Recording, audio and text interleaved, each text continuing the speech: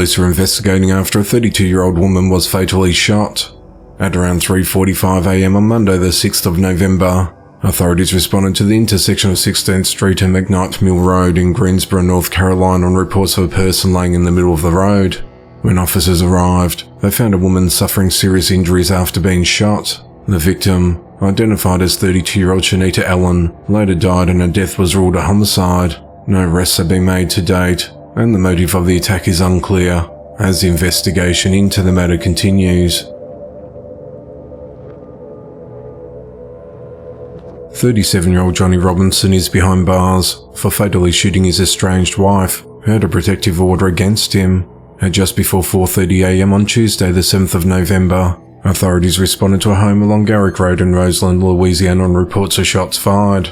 When officers entered the home, they found an unresponsive woman with a gunshot wound. She was pronounced dead at the scene. The victim was identified as 31-year-old Brittany London, who was a mother of 6 children. Authorities identified her husband Johnny Robinson of nearby Amite as a suspect, and he was arrested. Johnny is charged with second-degree murder and 1 count of violation of protective order, and is held at the Tangipahoa Parish Jail. The investigation into the matter continues.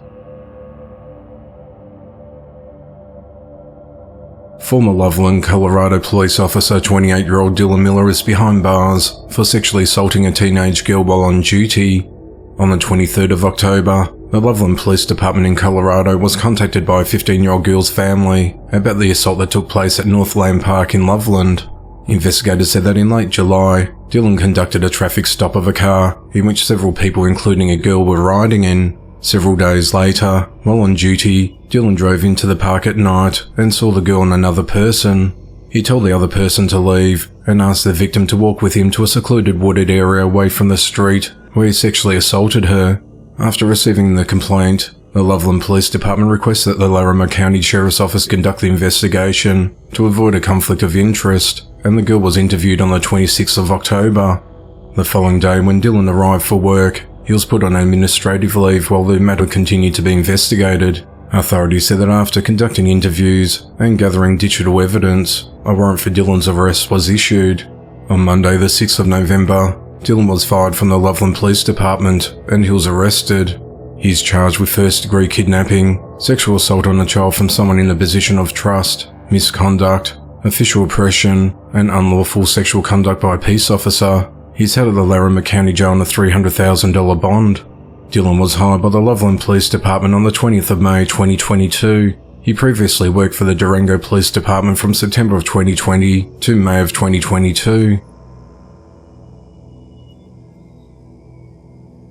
22-year-old Eduardo Galvez is behind bars after beating and stabbing his landlord to death during a dispute. The incident occurred at around 2:30 p.m. on Monday the 6th of November, when the landlord had gone to the apartment at 719 Southwest 1st Avenue in Homestead, Florida, to check on his tenant Eduardo, after receiving multiple complaints that the tenant had been creating a disturbance within the complex. Eduardo and the landlord then got into a verbal altercation, which then turned physical. Neighbours heard the commotion and called police. When police arrived, Eduardo opened the apartment door but quickly shut it while yelling obscenities at the officers. Eduardo refused to comply with the officers when they ordered him to open the door, and he barricaded himself inside. Officers eventually made their way inside and found the landlord on the floor covered in blood. The landlord had blunt force trauma and deep lacerations above his right eye, puncture wounds to the left side of his face and neck, as well as a fracture to the back of his head. The landlord later died at hospital and his identity hasn't been released. Eduardo refused to come out of the bathroom but was later taken into custody, though he had to be tased several times. Eduardo was taken to the Homestead Hospital to be checked out and was later booked into their Miami-Dade jail. He's facing several charges including second-degree murder and resisting an officer without violence. On Tuesday the 7th of November, Eduardo appeared in bond court, where Miami-Dade Judge Mindy Glazer ordered him to be held without bond. Neighbours said the victim was a good person and said Eduardo seemed troubled and was often heard screaming and yelling by himself. It was always bangs. It was always him throwing stuff around. It was always him yelling at nothing, one neighbour said. The investigation into the matter continues.